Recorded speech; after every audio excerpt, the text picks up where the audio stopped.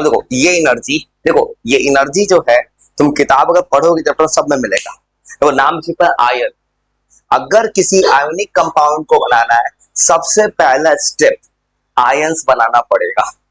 ये एक ऐसा एनर्जी होता है ना, बहुत पहले किसी ने पढ़ा था वर्क फंक्शन, एटॉमिक स्ट्रक्चर के टाइम पढ़ाया था मैं तुमको, अल्बर्ट आइंस्टीन का एक इक्वेशन, फोटो इलेक्ट्रिक इफेक्ट। वहां पे होता क्या है कि जब किसी मेटल पे लाइट एनर्जी गिरा था इलेक्ट्रॉन बाहर निकला था, ये तुमने पढ़ा था। यहाँ पे देखो, यहाँ पे लाइट का रोल नहीं है, लेकिन यहाँ भी वही होने वाला है, इलेक्ट्रॉन रिमूवल होगा। लेकिन इस बार रिमूवल किसी से होगा ना, हीट करने पे।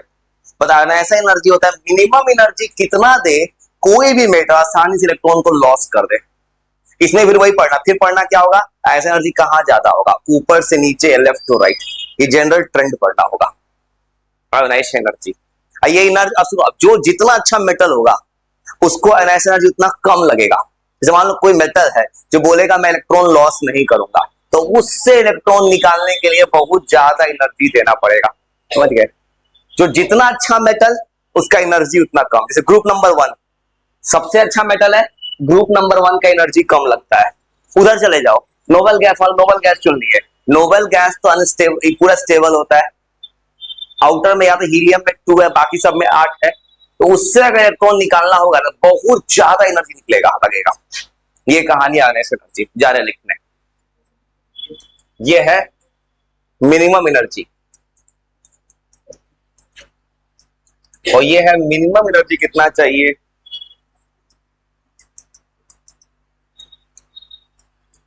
आराम था लिखो, कुछ कहानी लिखता है।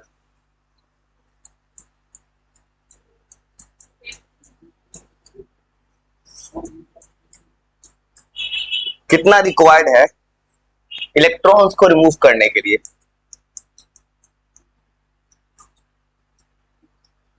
अब सुनो एक और बात, कभी मेटल है ना इलेक्ट्रॉन सॉलिड स्टेट में नहीं देता है, पहले वो मेटल को हीट करना पड़ता है, हीट करके मेटल को मोल्टन स्टेट में लाते हैं।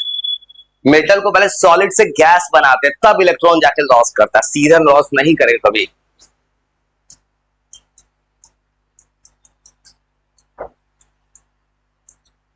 और ऐसा क्यों लिखा है ना, क्योंकि कोई भी मेटल है ना सीधा इलेक्ट्रॉन लॉस नहीं करेगा।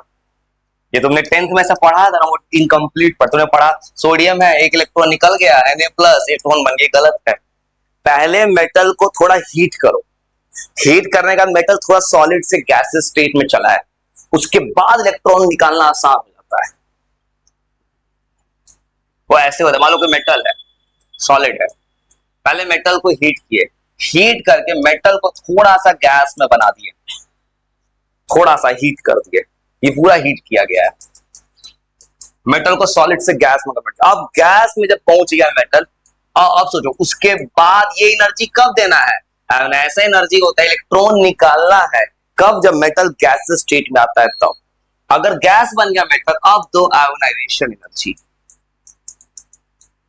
अब इस एनर्जी को देंगे ना तो मेटल आसानी से इलेक्ट्रॉन का कर देगा लॉस, तब जाके बनता है, अब जाके इलेक्ट्रॉन निकला, एक इलेक्ट्रॉन। मतलब मेटल को जब हीट करेंगे, या तो एक्वस फॉर्म में लिखो या गैसियस फॉर्म में मेटल रह गया, अब जाके इलेक्ट्रॉन निकला है। ये है आयोनाइजेशन एनर्जी। मिनिमम एनर्जी कितना है मेटल से इलेक्ट्रॉन निकालने के लिए, मेटल का एनर्जी है।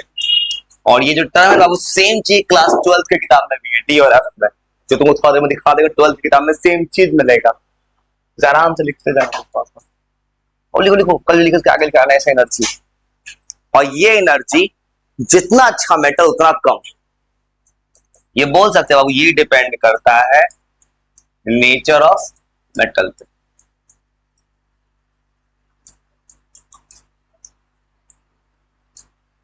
और दुनिया का जितना हाईली रिएक्टिव मेटल होगा, तो सबसे रिएक्टिव मेटल कोई होता है तो सीजियम। कल तुमको बोला था मैंने, सबसे बड़ा मेटल है, सबसे बड़ा आइटम है सीजियम, और जो जितना बड़ा है उतना ज्यादा न्यूक्लियस से दूर होगा इलेक्ट्रॉन उसका।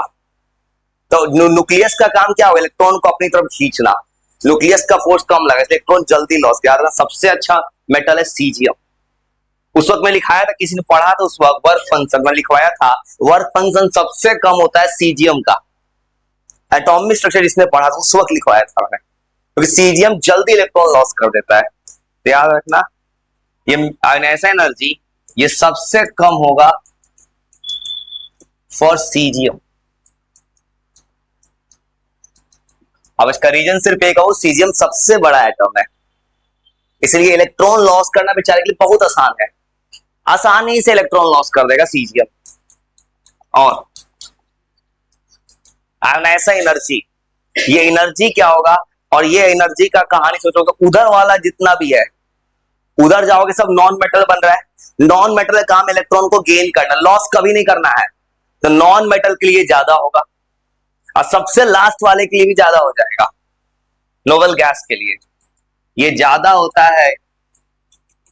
और इसका वही करना है जो कल जो किए थे। अब पढ़ना है periodic trend, left to right क्या होगा, टॉप टू बॉटम, ये मैक्सिमम होता है for noble gases, noble gas के लिए बहुत ज्यादा होता है ये नोबल गैस, चाहे नॉन मेटल्स के लिए। तो याद रखना, याद ऐसा ही टर्म मिलेगा, ये टर्म तुम्हें क्लास 12th में भी मिलने वाला है, इस बात को याद रखना, बस रटना कुछ मत। एक ऐसा एनर्जी है जिस एनर्जी के हेल्प से कोई भी मेटल आसानी से इलेक्ट्रॉन का लॉस कर देता है, और जितना अच्छा मेटल एनर्जी उतना कम चाहिए, और जितना खराब मेटल्स को एनर्जी उतना ज्यादा चाहिए। मतलब मेटल का स्ट्रेंथ चेक कर सकता है कोई इंसान इससे। और थोड़ा को फिर तो और बताते हैं पीरियोडिक टेबल में इसका क्या होता है, और टॉप टू बॉटम।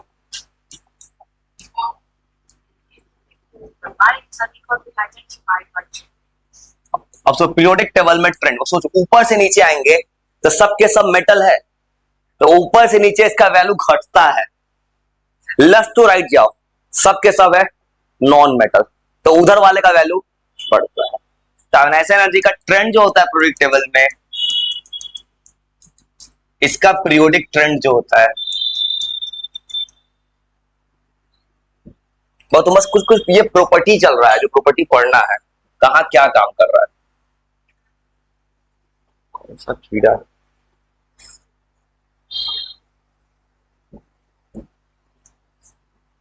कुछ तो कीड़ा है, कोई पीरियोडिक ट्रेंड जो होगा इसका, left to right, top to bottom, कहीं ना कहीं कोई कीड़ा, कोई कीड़ा है यहां।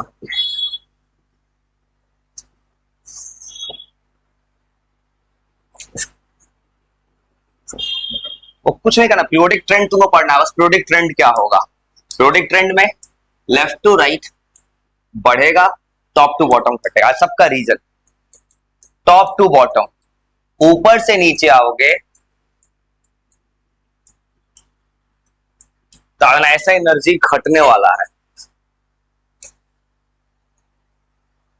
Top to bottom ionisation energy decrease कर जाता है।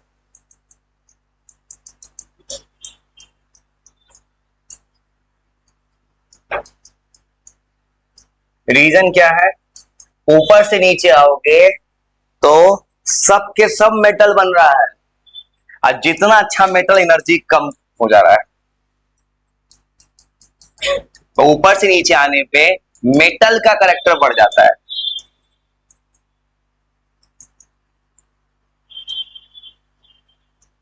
मेटालिक करैक्टर बढ़ जाता है ऊपर से नीचे आने पे। कहानी तो पता ही, सब ट्रेंड पूछता है। मान लो ग्रुप नंबर 1 में पूछेगा कि किसका आंसर सबसे ज्यादा होगा, ग्रुप नंबर 1 में आओगे सबसे ज्यादा होगा लिथियम का, क्योंकि छोटा है, छोटा है तो इलेक्ट्रॉन लॉस नहीं करेगा जल्दी।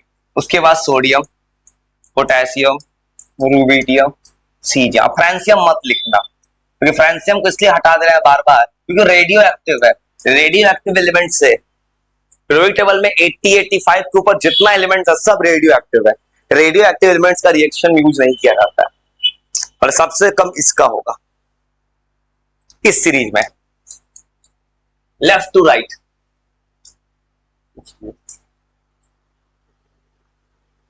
अब लेफ्ट टू राइट आओगे, लेफ्ट टू राइट आएंगे अब आयनाइजेशन एनर्जी इंक्रीज कर जाएगा, left to right ionisation energy increase कर जाता है, ये पूरा इंक्रीज करता है लेफ्ट टू राइट में।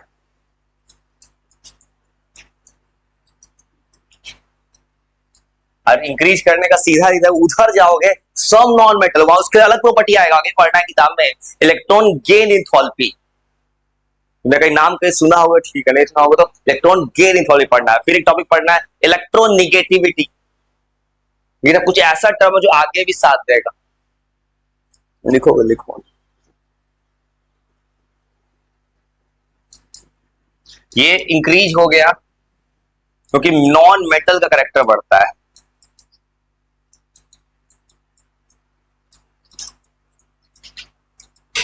और लिखो कुछ कुछ, तुमको कुछ और एक इंटरेस्टिंग चीज बताते हैं।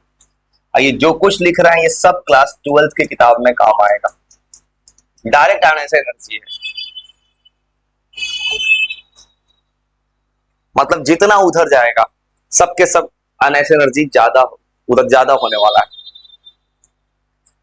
अब ग्रुप्स का कंपेयर करोगे, सबसे ज्यादा आयनाइजेशन एनर्जी होगा ग्रुप नंबर 18 17, 17 क्योंकि नॉन मेटल है। सबसे ज्यादा किसका हो सकता है? सबसे छोटा है फ्लोरीन। फ्लोरीन इतना छोटा है कि फ्लोरीन तुम इलेक्ट्रॉन निकाल ही नहीं सकते, क्योंकि तुम फ्लोरीन अगर फ्लोरीन इतना छोटा होगा कि न्यूक्लियस तो उसके इलेक्ट्रॉन को पकड़ के रखेगा, वो तो हो सकता है उल्टा इलेक्ट्रॉन खींच ले। इसीलिए इलेक्ट्रॉन ये जो है आयनाइजेशन एनर्जी ये मैक्सिमम होता है, फ्लोरीन के लिए मैक्सिमम हो सकता है कि बहुत छोटा है फ्लोरीन। अभी तो कहानी समझे, आयनाइजेशन एनर्जी है एक ऐसा एनर्जी जिस एनर्जी के बेसिस पे तुम मेटल से इलेक्ट्रॉन का रिमूवल कर सकते हो। और एक चीज उनको ये बताते हैं, कभी होता क्या है, जैसे मानो मैग्नीशियम बेचारा 2 इलेक्ट्रॉन लॉस करेगा, एक बार में 2 इलेक्ट्रॉन लॉस नहीं करता है। तुमने 10th में पढ़ लिया कि Mg+2 चार्ज होता है, वो एक बार में थोड़ी आता है, वो धीरे धीरे होता है ना। पहले एक इलेक्ट्रॉन का लॉस होता है, फिर दूसरा इलेक्ट्रॉन, और वहां एक ट्रेंड दिखेगा कि दूसरे इलेक्ट्रॉन के टाइम सडन इंक्रीज होगा आयनाइजेशन एनर्जी।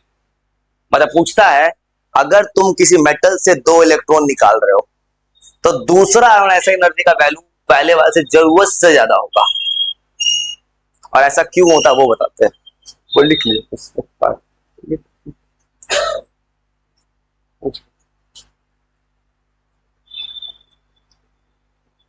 पूछ पाए इधर, लिखो लिखो। तो हाई आयनाइजेशन ज्यादा होता है, क्यों ज्यादा होता है तो इसका जवाब सीधा नील बोर्ड से देते हैं। ये कुछ ये जो बात है ऐसे मैं तुमको बोल के लिख दे रहा हूं, इसका जवाब हो क्यों रहा है ऐसा, इसका जवाब बताता है। और ये चीज तुमको वहां भी काम, हाई आयनाइजेशन ज्यादा होता है। इस लाइन का मतलब है ना कि मेटल से दूसरा इलेक्ट्रॉन निकालने में ज्यादा, तीसरा निकालने में और ज्यादा। ऐसा क्यों होता है, सोच सकते हो ऐसा क्यों हो रहा होगा, और तुम उसका रीजन बता। अगर तुमने किसी ने पढ़ा हो तो ठीक है, नहीं पढ़ा तो बताते हैं रीजन। तुमको पता है 3 के अलावा लिख नहीं सकते 4, क्योंकि 3 ही इलेक्ट्रॉन का लॉस होता है, 4 पे इलेक्ट्रॉन शेयर हो जाता है और उसके बाद इलेक्ट्रॉन का गेन होता है। तो ये लाइन लिखने का पर्पस तुमको बताता है, ये लाइन क्यों लिखते हैं। सीधा जवाब नील बोर्ड।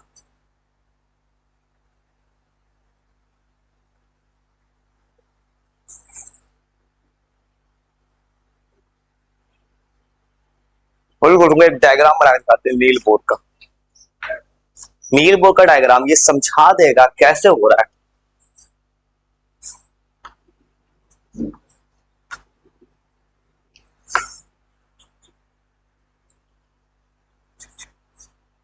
लिख लो, बताते हैं क्या करने वाला। पहला काम, जैसे मैग्नीशियम उठाया, मैग्नीशियम 2 इलेक्ट्रॉन को लॉस करेगा। पहला स्टेप में सोचो, एक इलेक्ट्रॉन को निकाल दिए, एक इलेक्ट्रॉन को जब निकालने जा रहे थे तो कौन रोक रहा था उनको? न्यूक्लियस। देखो तो अगर मैग्नीशियम एक मेटल है, तुमको पता है वैलेंसी 2 है, उससे 2 इलेक्ट्रॉन निकालना है। पहली बार एक इलेक्ट्रॉन को निकालोगे, एक इलेक्ट्रॉन निकालोगे तो पॉजिटिव चार्ज न्यूक्लियस उस इलेक्ट्रॉन को अट्रैक्ट कर रहा है। वो प्रॉब्लम करेगा। तो एनर्जी कहां जा रहा है तुम्हारे से? एनर्जी तुम्हारा न्यूक्लियस, तो पता है न्यूक्लियस पे पॉजिटिव चार्ज, इलेक्ट्रॉन पे नेगेटिव, इन दोनों में अट्रैक्शन हो रहा है, अट्रैक्टिव फोर्स, इस फोर्स को अपोज करेगा एनर्जी। अब सोचो एक बार एक इलेक्ट्रॉन चला गया तो उस मैग्नीशियम पे कितना चार्ज आएगा? सोचो एक इलेक्ट्रॉन मैग्नीशियम लॉस करके कितना चार्ज ले आएगा? प्लस प्लस वन आएगा। अब सोचो, अब देखो तो प्रॉब्लम चालू हो गया। एक बार तुम इलेक्ट्रॉन को लॉस करो प्लस वन आएगा। अब देखो पॉजिटिव चार्ज का काम क्या है? अब दूसरा इलेक्ट्रॉन जो निकलेगा उसको वो भी अट्रैक्ट करना चालू कर देगा। अब दोबारा एनर्जी मेरा कहां खर्च होगा? एक न्यूक्लियस को रोकना है और उस पॉजिटिव चार्ज को भी रोकना है। हो गए?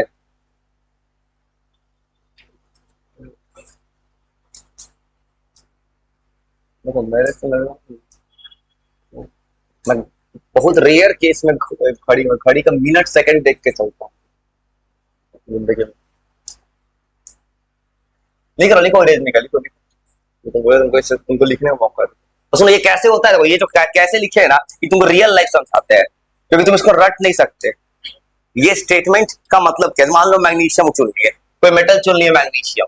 अब सोचो मैग्नीशियम कोई मेटल है, इस मेटल को उठा के तुम पढ़ो, देखो तो इस मेटल को तुम पढ़ोगे तो ऐसा होगा 2 8 2। और बेरिलियम में पढ़ते हैं, बेरिलियम 2 ऑर्बिट आएगा, ज्यादा अच्छा आसान पड़ेगा। और मान लो कोई 2 एलिमेंट चुन लिए, ये बेरिलियम है, और देखो तो ऐसे पढ़ोगे, देखो अब क्यों हाइयर ज्यादा हो जाएगा? मान लो बेरिलियम है, तुमको पता है बेरिलियम का वैलेंसी 2 होता है। सबसे पहला काम क्या करूंगा? मैंने दिया एनर्जी, मेरा एनर्जी क्या करेगा? मेरा एनर्जी आएगा पहला आयनाइजेशन एनर्जी, पहला एनर्जी आया। इस एनर्जी का काम क्या? इस इलेक्ट्रॉन को हटा देना। अब देखो जब इलेक्ट्रॉन को हटा रहे थे तो उस वक्त कौन अट्रैक्ट कर रहा था उसको? न्यूक्लियस। तो याद रखना ऐसा एनर्जी का काम क्या है? उस अपोजिशन को रोकना। पहली बार वो रोका। अब सोचो एक बार ही चला गया, एक इलेक्ट्रॉन को हटा दो यहां से, हटा के कैसा दिखेगा? ये हटाए कुछ ऐसा दिखेगा। एक इलेक्ट्रॉन अगर हटा दोगे तो लग रहा है ऐसा हो गया ये। तो अब अगर बनाओगे, लिख लीजिए तुम्हारे स्लोप, देखो अब देखो एक बार चला गया, यहां पे देखो एक इलेक्ट्रॉन तो पहले से था, अब यहां पे क्या चार्ज आ गया? प्लस। और फिर अब दोबारा तुमको देना है दूसरा एनर्जी, इस इलेक्ट्रॉन को निकालेगा, अब क्या होगा सोचो ना। अब दिख रहा है प्रॉब्लम? पहला इलेक्ट्रॉन निकाले तो पहला एनर्जी लगा, इसको अपोज करे न्यूक्लियस को। दूसरी बार जब ये इलेक्ट्रॉन हटा दिए तो यहां पे चार्ज आ गया प्लस। दूसरा एनर्जी किस किस के अगेंस्ट जाएगा? अब एक और याद कर, तुमको एक और चीज बोला था मैंने, अगर इलेक्ट्रॉन का लॉस होगा तो एटम थोड़ा क्लोज आएगा। अब देखो तो यहां पे दूसरा एनर्जी इसको भी अपोज करेगा, इसको भी, हाइयर ज्यादा हो गया। वही सोचो एल्यूमिनियम 3 इलेक्ट्रॉन आता तो एल्यूमिनियम में क्या होगा? 3 बार रिपल्सन होगा। अगर एल्यूमिनियम सोचोगे तो नहीं लिख पाए, तो अगर सोचोगे यहां पे लिख सकते हो कि अगर यहां पे रीजन ये बना है Mg, मतलब बेरिलियम है, ये है B+1, तो पहला स्टेप क्या देखोगे? बेरिलियम को मैंने डाल दिया गैस स्टेट में, बेरिलियम को गैस में लाए, पहला एनर्जी लगा, तो ये क्या बन गया? बेरिलियम, ये बन गया बेरिलियम+1। और वैसे लिख सकते हैं, देखो तो पहला एनर्जी ने बेरिलियम पे +1 चार्ज दे दिया। अब बेरिलियम+1, अगर +1 चार्ज है बेरिलियम, अब इससे दूसरा एनर्जी दो, अब ये क्या बनेगा? बेरिलियम+2। लेकिन दूसरा बार एनर्जी में याद रखना ही बात है, पीछे बढ़, तुम 12th में किताब मिला हुआ, एनसीईआरटी किताब दिखा 12th में, वहां भी वही कहा डी ब्लॉक में। दूसरा बार याद एनर्जी कहां चला गया, इसको भी अपोज करना है। इसलिए किताब में पूछता है हाइयर एनर्जी क्यों ज्यादा होता है, हाइयर एनर्जी इसलिए ज्यादा हो जाता है। ये बात रटना मत, बस समझ जाना, ऐसे हो रहा है रियल लाइफ में, इसलिए कभी कभी ऐसे स्टेटमेंट दे देता है ट्वेल्थ में। इसलिए सेकंड एनर्जी होगा ना एकदम से ज्यादा हो जाएगा। जैसे मान लो फर्स्ट एनर्जी अगर 50 है, सेकंड हो सकता है 1000 चला जाए, अचानक से बढ़ेगा। जैसे मान लो एल्यूमिनियम का बात करते हैं, एल्यूमिनियम पहले होगा गैस में लाए, एल्यूमिनियम से पहला इलेक्ट्रॉन निकालो, एल्यूमिनियम से पहला इलेक्ट्रॉन निकालोगे तो ऐसा दिखेगा। अब फिर क्या लिखोगे ट्रेंड में? अगर एल्युमिनियम से पहला इलेक्ट्रॉन निकला, अब इससे दूसरा इलेक्ट्रॉन निकालो, दूसरा इलेक्ट्रॉन निकालोगे तो क्या बन जाएगा, Al+2।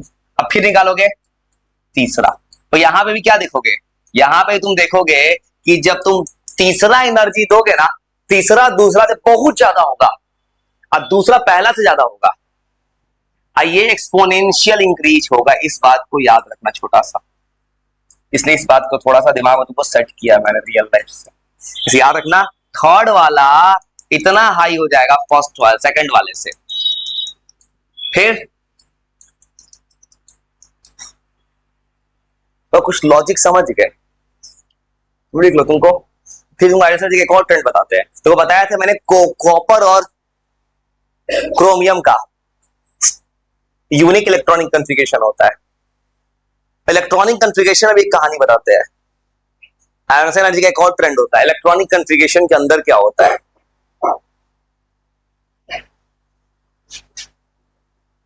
और ये सब पढ़ के आ रहे हो ना, पीरियोडिक प्रॉपर्टीज।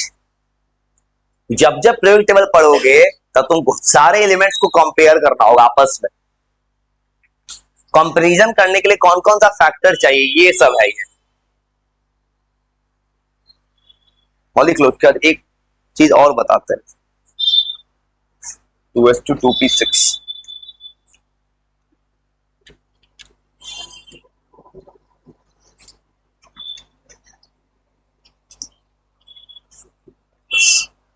और लिख लो एक और याद रखना कि ऐसा एनर्जी फुलफिल ऑर्बिटल्स का और हाफ फिल ऑर्बिटल्स का भी ज्यादा हो जाता है। 2p6 3s1।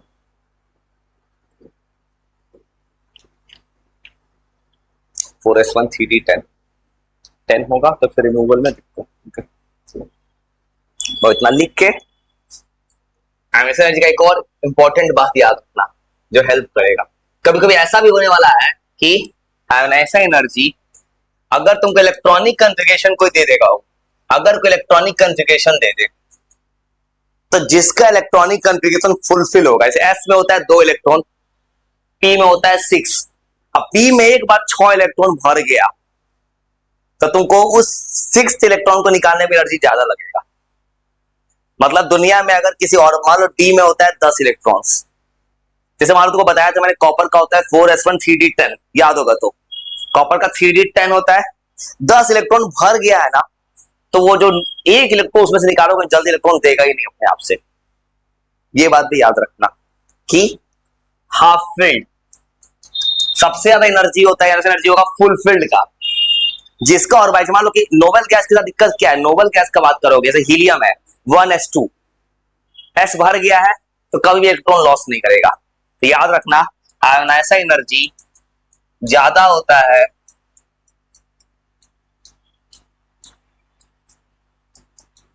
Full fill orbitals.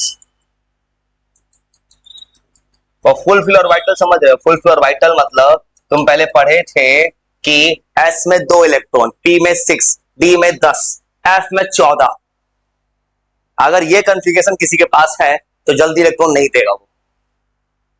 अब फुलफिल्ड के बाद स्टेबल होता है हाफ फिल्ड, मतलब अगर कभी एस में 1 इलेक्ट्रॉन आ गया तो उसको भी एनर्जी चाहिए। जैसे पी ब्लॉक, पी में होता है 6 बक्सा, अगर 6 बक्सा भर गया है पी का तो एक एनर्जी ज्यादा लगेगा। अब वही अगर 3 इलेक्ट्रॉन है तब भी एनर्जी थोड़ा लगेगा। याद रखना सबसे एनर्जी होता है फुल फील्ड का, उसके बाद होता है हाफ फील्ड। और थोड़ा लिख के थोड़ा 2 मिनट पॉज करके सुनाओ दो थोड़ा 2 मिनट, क्योंकि तुमको प्योर ये कंसेप्चुअल चीज लिख रहा हूं मैं, बस थोड़ा सा दिमाग पॉज करके रीड कर, उसका तुमको ग्रुप नंबर 16-17 जो याद करना बाकी था वो याद करा देते हैं। 2 मिनट पॉज करके सुनाओ तो क्या लिखा है कहानी। रटना कुछ मत, ये बहुत काम देगा, क्योंकि अगर कभी कोई बच्चा 12th में चला जाए, ये सब 11th का वर्ड नहीं जानता है क्या होता है ऐसा एनर्जी, तो उसको प्रॉब्लम होता है। लिख के बस 2 मिनट पॉज लेके सोचो आखिर लिखे क्या हो, अभी थोड़ा सोचो सोचो।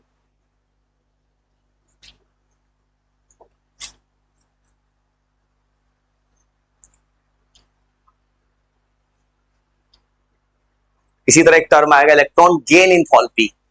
वो नॉन, जैसे तुम पढ़े हो 10th क्लास में क्लोरीन इलेक्ट्रॉन ऐड होता है, वो सीधा ऐड नहीं होता है, उसके इलेक्ट्रॉन गेन इंथैल्पी लगता है। फिर तूने सुना हो कभी किसी कार्बन, और कहीं पढ़े होगे 10th क्लास में कार्बन कंपाउंड, वहां तुमने पढ़ाए होंगे सर कि कार्बन से क्लोरीन लगाया था, क्लोरीन पे नेगेटिव चार्ज होता है, इलेक्ट्रॉन खींच लेता अपनी तरफ में। किसी ने पढ़ा होगा कभी, क्लोरीन नेगेटिव चार्ज का होता है, हैलोजन। उसमें एक टर्म होता है इलेक्ट्रोनेगेटिविटी, वो सब टर्म भी आएगा धीरे धीरे। और कुछ मतलब लिख के 2 मिनट पॉज लेके थोड़ा रीड करके सुनाओ तो एटलीस्ट तो पता है तुम लिखे क्या। तो थोड़ा सी लिख के रिपीट करो, क्योंकि ये इससे फायदा ही और दिमाग में कुछ जाता है, नहीं तो कुछ नहीं रह जाता है। सोचो सोचो, तो लिखिए उसका आराम से पॉज, रटना कुछ नहीं, फीड करो, इससे दिमाग थोड़ा स्टेबल होता है।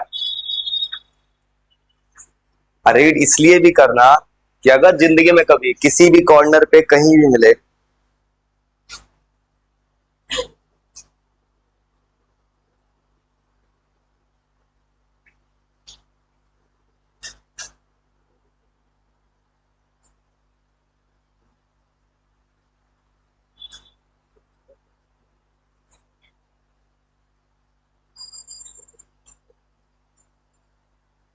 तो लिख सेट कर दो, रीड कर ली, थोड़ा दिमाग सेट कर दो, थोड़ा पॉजिटिव सुना दो कहानी क्या है, और थोड़ा रीड कर लो। तुम सुनाओ बस, रीड करो, बताते हैं तुमको। तुमको पता है, फ्यूचर मैंने प्रिडिक्शन पहले दिखाया हर बार कि जो जो चीज आगे मिलने वाले, एटॉमिक स्ट्रक्चर भी पढ़ा था, बार बार दिखाते थे क्लास 12th का कुछ कहानी। क्या ये इसलिए दिखा रहे हैं ना, अगर कोई चैप्टर आगे मिलने वाला है, चाहे टॉपिक छोटा सा मिलने वाला है, उसको और डिटेल में पढ़ो तो दिमाग थोड़ा खुले। तो वो, क्योंकि बच्चे के साथ होता है कि 11th क्लास का बच्चा नहीं पढ़ता है, वो सोचता है कि 12th में पढ़ेंगे, यही नुकसान होता है। बहुत बड़े क्राउड में पढ़ता है ना, किसी को मतलब नहीं होता है, किसी को कहता है कि कोई बच्चा तेज होगा तो जवाब दे ही देगा, तो सीधा बोलेगा तुम पिछले पैसे में पढ़ के आए हो, और दिखा रहे हैं तुम ऐसे नहीं, तुम लिखे हो कहाँ मिलने वाला है। तो इलेक्ट्रॉनिक कम्युनिकेशन बार बार लिखवा रहे हैं, ये आगे मिलने वाला है आगे। ये जो बोले तुमको डी और एफ वहां मिलेगा, वो याद कर पाओ ना। ऐसे एनर्जी, ऐसा एनर्जी क्या होता है सुनाओ तो। उसके बाद आयरस एनर्जी क्या होता है, मिनिमम एनर्जी क्या होता है, मेटल से इलेक्ट्रॉन निकाल सकते हैं गैसियस स्टेट में। और आयरस एनर्जी क्या होता है, किसके लिए ज्यादा होगा, जो नोबल गैस की ज्यादा हो, नॉन मेटल ज्यादा होगा। जो जितना अच्छा मेटल होगा आयरस एनर्जी उसका उतना कम होगा। आयरस energy top to bottom project table में, टॉप टू बॉटम क्या होगा, टॉप टू बॉटम पूरा का पूरा डिक्रीज कर रहा है, क्योंकि ऊपर नीचे आके पूरा का पूरा मेटल बनता जा रहा है। और जैसे जैसे देखो साइज फैक्टर सब आ गया, एटॉमिक आयोनिक साइज जो लिखे थे कल, ये सेम चीज है, वही चीज यहां फिर आ गया, एटम आयन का साइज, ये पूरा वही आने वाला है। याद रखना 4f। इसे अगर कोई बच्चा 11th थोड़ा पढ़ के रखता है ना, कहीं भी जाता है इंडिया किसी कॉर्नर को, पता चलता है एफ सब क्या है। देखिए ये सब कुछ कोई मुश्किल नहीं है। देखो आयन एंथैल्पी, देखो देखो देखो तो मैंने ऊपर का पूरा किताब दिखा दिया, ऊपर के किसी एनसीईआरटी में एक लाइन भी नहीं लिखा है, देखो ऊपर से कहीं नहीं लिखा है आयन एनर्जी के बारे में, और नीचे देखो अचानक से एक चार्ट बना दिया है। ये 12th की किताब दिखा, देखो 12th में चार्ट बना दिया है आयन एंथैल्पी का, समझ गए, आयन एनर्जी का चार्ट बना दिया है। अरे देखो ये ट्रेंड ऑलमोस्ट वैसा ही फॉलो हो रहा है। तो बोला था मैंने इधर जाके एनर्जी बढ़ रहा है, देखो देखते देखते बढ़ जा रहा है, देखो इधर वाला एलिमेंट सबका बढ़ रहा है, इसी याद समझ गए। एक और चीज तुमको फल पर लिखवाया मैंने, क्या नेशनल एनर्जी में सडन इंक्रीज आएगा, ये 12th का बात को, यही तो क्या हो गया किताब में। देखो तो पहला वाला 631 है, दूसरा वाला 12, देखो तीसरा डायरेक्ट जंप मार रहा है सबका।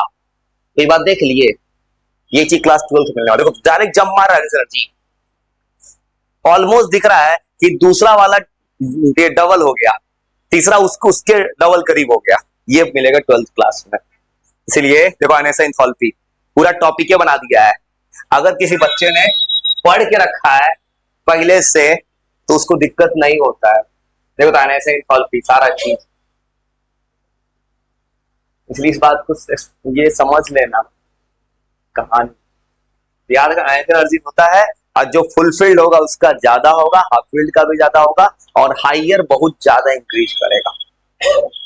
अब इस वर्ड को तुम कितना दिन याद रखते हो? 1 साल याद चाहिए, 1 साल बस। इतना याद कर, तुमको एक टेबल और याद कराते हैं।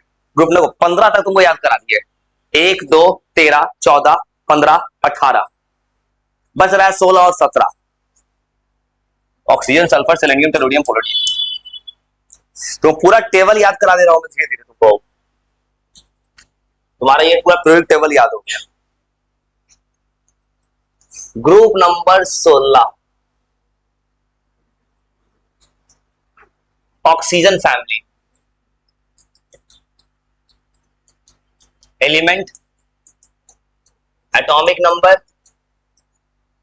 Electronic configuration.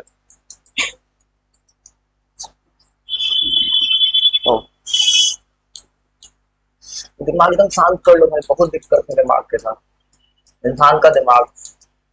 मैं तुमको फ्यूचर का बात कर रहा हूँ यार, देखो मैं तुमको वो बात कर रहा हूँ कि 10th में नंबर, अगर 10th में फ्री में 90% आता है, 10th का 90% का वैल्यू नहीं है, पता हो तुम्हें तो।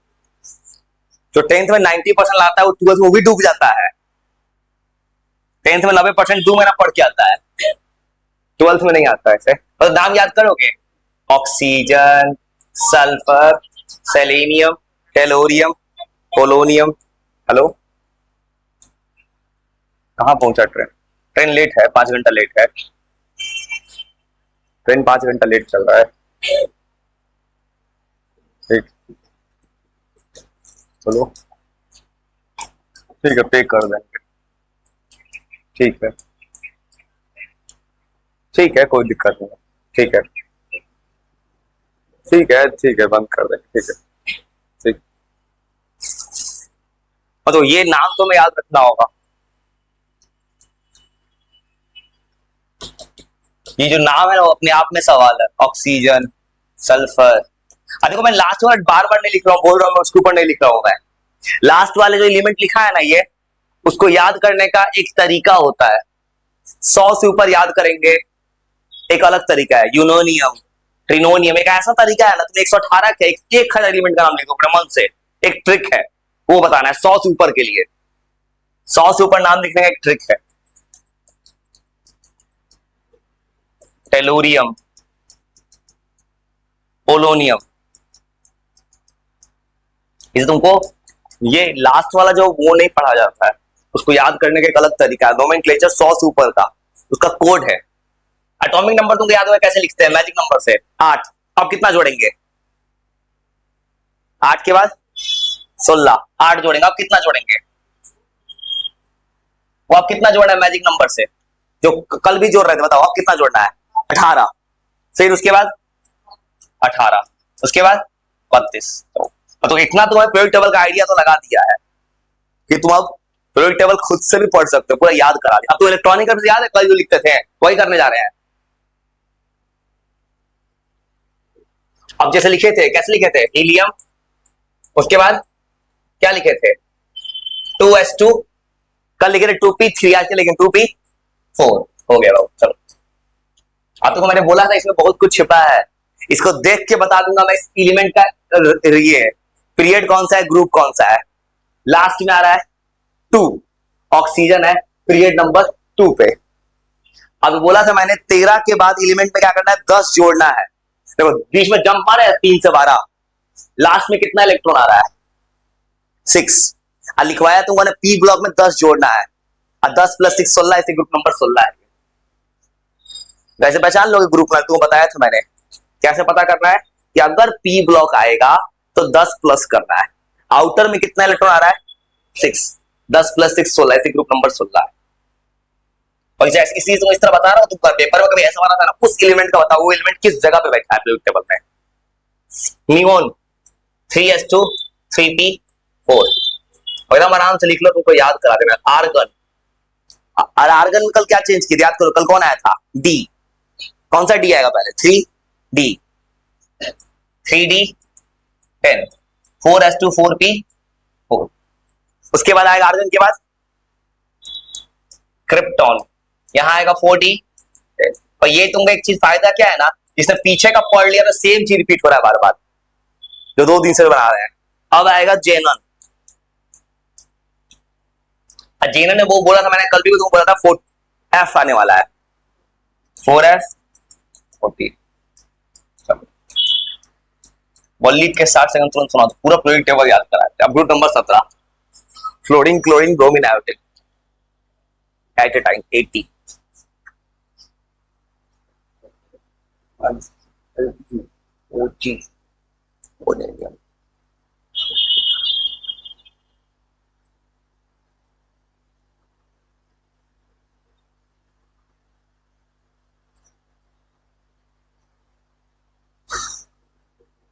एकदम आराम दिमाग सेट कर लो, तुमको 18 तक याद करा देंगे, फिर तुमको एक ये सिखा देंगे 118 100 के ऊपर तुम अपने मन से नाम लिख सकते हो किसी भी एलिमेंट का।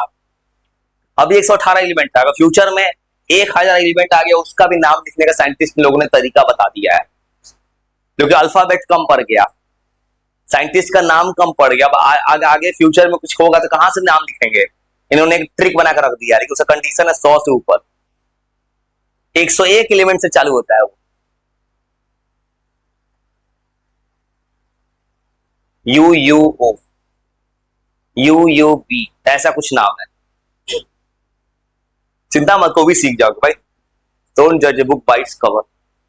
दूर से इतना अजीब लगता है उतना आसान है, तो तुम्हें खुद एहसास नहीं होगा, तुम्हें हंसते खेलते इतना टेबल याद हो गया और लिख के तुरंत सुना दो तेरे नाम, नाम एलियन एटॉमिक नंबर सब सुना दो।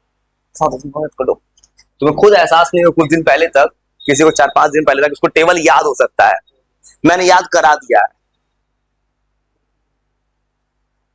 उसका सिर्फ एक तरीका था, लगातार सुनना। वरदान सुनाओ तो।